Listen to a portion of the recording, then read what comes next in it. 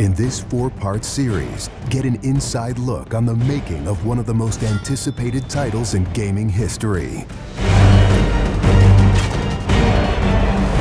This is Inside Assassin's Creed 3.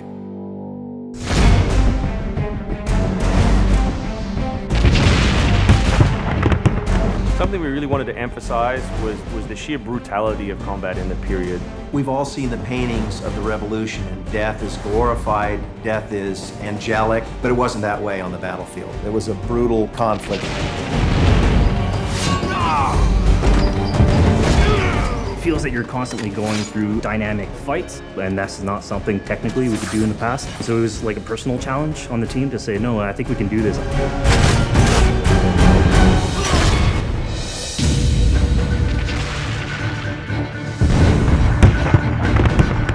These armies are filled with different types of weapons. So, you have everything from muskets, you have grenadiers, you have guys with boarding axes. Being shot by a musket would be an awfully painful way to go. The caliber size of the ball was at least 3 or 4 times as large as anything that any modern military is using today. After the muskets were discharged, they would charge with their bayonets.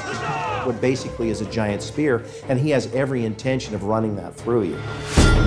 They would shoot and then they would march, and that hand-to-hand combat was really brutal. And whether it's people using a bayonet affixed on the end of a musket, a small hatchet, this is a kind of killing that is very mano a mano.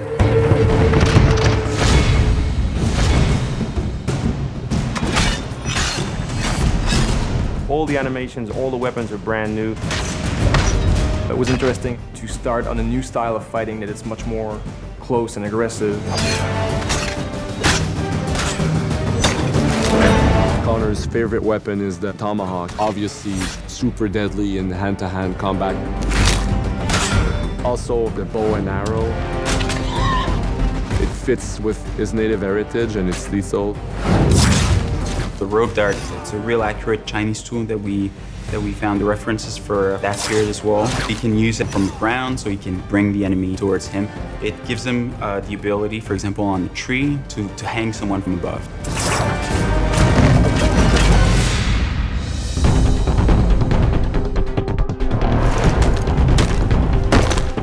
In Assassin's Creed 3, the one thing that we decided to do is to revamp the fight system from scratch.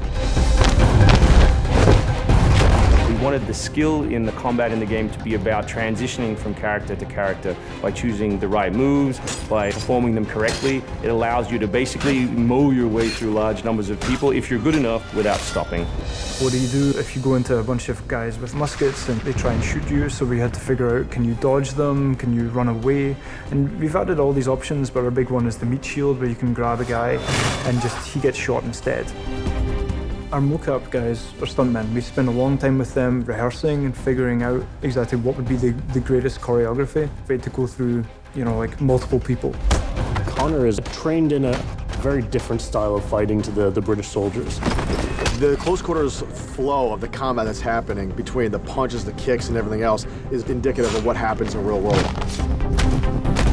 I'm very impressed by the moves that they do. It's cool to see push kicks and axe kicks and different sort of takedowns that are done correctly and very believable when they're done. Right hand right, punch to the face, boom, to the throat, to the groin, finish with boom. This is something new for us that we're really proud of. It's fast, it's fluid, and you go through these guys like butter.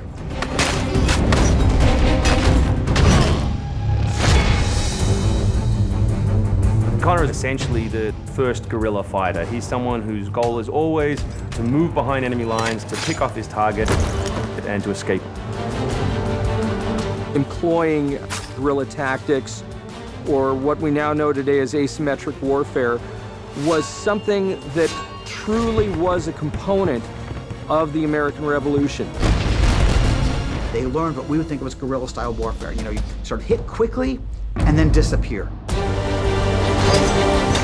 American tactics were really frowned upon by the British because the Americans did adapt the tactics that were used by the Native Americans from the French and Indian War. The first big battle at Lexington and Concord takes place on a New England town green. And as the soldiers march back to Boston, they are marching along a dirt road lined by stone.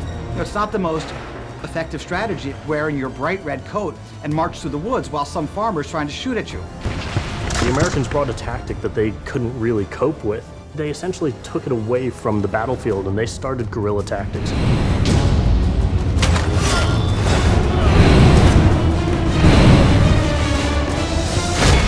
Next time on Inside Assassin's Creed 3, the hero behind the war. Connor is the hero of the American Revolution. He's a bit more like Dirty Harry. Connor is the current day Special Forces soldier. Silent, stealthy. He's fighting for freedom and he's fighting against tyranny.